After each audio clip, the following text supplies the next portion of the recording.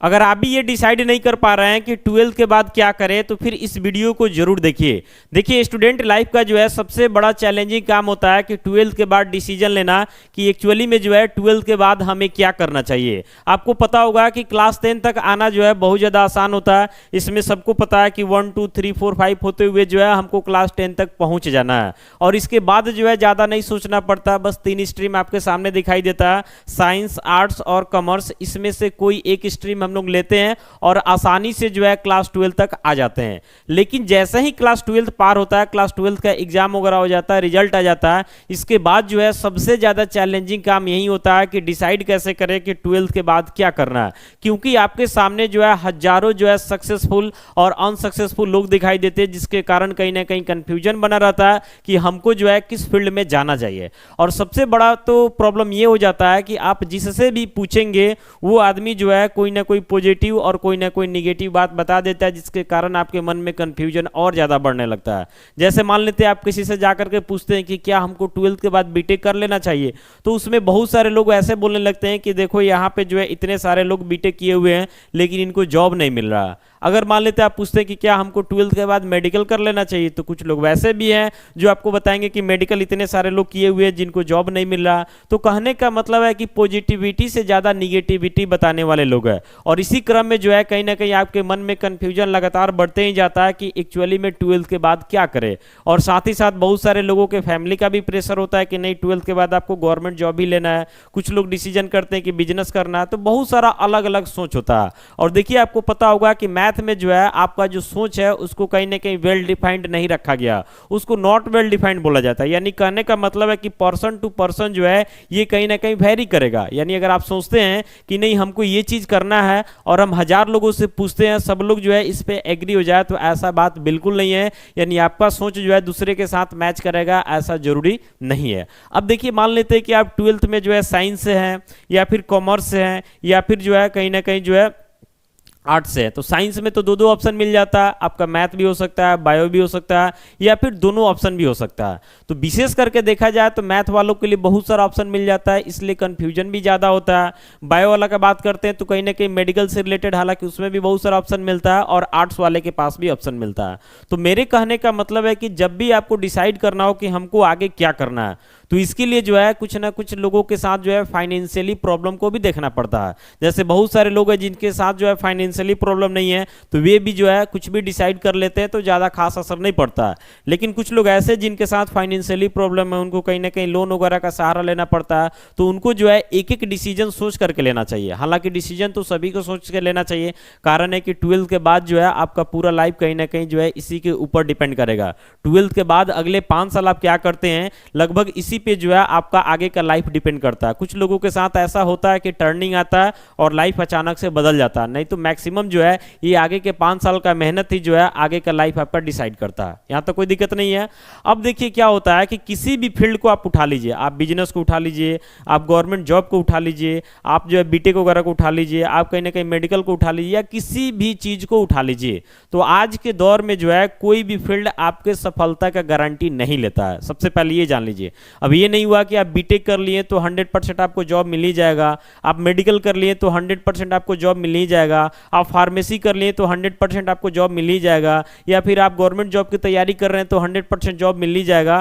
तो ये जरूरी आज के दौर में बिल्कुल नहीं है। और अभी के समय में मैक्सिमम लोग क्या सोचते हैं कि नहीं हमको प्लान ए सोचना है और इसी पे काम करना है, और इसी क्रम में कहीं ना कहीं उनका डाउनफॉल हो जाता है। इसलिए हमारे लिए जो है प्लान बी का सोचना भी जरूरी है। यानी लाइफ को जो है ऐसे बना करके रखिए कि प्लान ए अगर सक्सेस हो जाए तो अच्छा बात है और नहीं सक्सेस हो जाए तो और अच्छा बात है, क्योंकि प्लान बी से जो है आप उससे भी बेहतर कर सके। यानी मेरे कहने का मतलब है कि आपके पास 2 ऑप्शन का होना बहुत ज्यादा जरूरी है। आप पहले ऑप्शन पे अपना पूरा फोकस कीजिए, 100% दीजिए, कोई दिक्कत नहीं है।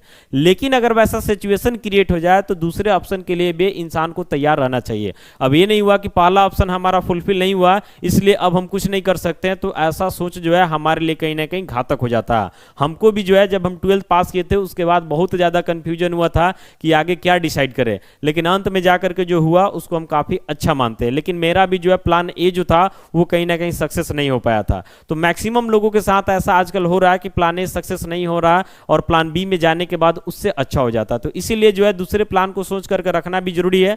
और एक चीज़ ये भी है कि सभी लोगों को जो है अपने प्लान के बारे में शेयर नहीं करना है कि हमारा क्या प्लान है, क्योंकि बहुत सारे लोग जो है आपका कहीं ना कहीं मजाक ही बनाएंगे। और एक चीज़ ये होता है कि क्लास 12 तक लोग जो है आपको एज ए स्टूडेंट देखते हैं, यानी समझिए कि आप कुछ भी कर रहे हैं तो ज़्यादा लोग आपसे नहीं पूछने जाएंगे। लेकिन क्लास 12 के बाद लोगों का कंपैरिजन करना जो है धीरे धीरे बढ़ते ही जाता है। लोग तुरंत कंपेयर करेंगे कि देखो 12 के बाद जो है 4 साल 5 साल बीत गया और वो इंसान जो है जॉब पकड़ लिया, तुम ऐसे ही घूम रहे हो। दूसरे का तो छोड़ दीजिए, आपके फैमिली वाले भी कंपेयर करते हैं। यानी इतना जान लीजिए कि क्लास 12 तक जो है बढ़ना हमारे लिए बहुत आसान है। सब लोग जो है कहीं ना कहीं सपोर्टिव नेचर से देखते हैं। जैसे मान लेते हैं कि आपको फर्स्ट फ्लोर पे जाना है तो आपको सीढ़ी दिखाई देता है, आपको सीढ़ी पे चढ़ते हुए जो है फर्स्ट फ्लोर तक पहुंच जाना है। तो यही जो है क्लास 12 तक का रोल होता है। लेकिन वही क्लास 12 के बाद बात करते हैं तो फ्लोर तो बहुत सारा दिखाई देता है, लेकिन सीढ़ी दिखाई नहीं देता। उस क्रम में जो है सीढ़ी आपको खुद बनाना होता है। और लोग जो है जितना सपोर्टिव नेचर आपके साथ पहले ट्रीट करते हैं, 12 के बाद जो है उतना सपोर्टिव आपके साथ ना आपके टीचर रहेंगे ना आपके पेरेंट्स रहेंगे। पेरेंट्स का तो मानते हैं, लेकिन पेरेंट्स भी धीरे धीरे पहले से कम हो जाएंगे। और बाकी आसपास का रिलेटिव तो आप उम्मीद ही छोड़ दीजिए। यानी कुल मिलाकर कैसे समझना है कि 12 के बाद आपको एक एक कदम जो है बहुत सोच करके लेना है। और एक चीज आपको यह बता देना चाहते हैं कि आपका जो भी सपना हो आप उसी फील्ड में जाइए। और ये नहीं सोचिए कि इस फील्ड में कितने सक्सेसफुल लोग हैं और कितने अनसक्सेसफुल लोग हैं। जैसे मान लेते हैं आप बीटेक में जा रहे हैं, या फिर मान लेते हैं आप मेडिकल में जा रहे हैं, या फिर आप किसी भी फील्ड में जा रहे हैं, या गवर्नमेंट जॉब की प्रिपरेशन में जा रहे हैं, तो वहां पे जो है अगर 5 लोग आपको सक्सेसफुल दिखाई दे रहे हैं तो कहीं ना कहीं 95 लोग जो है अनसक्सेसफुल भी दिखाई देंगे।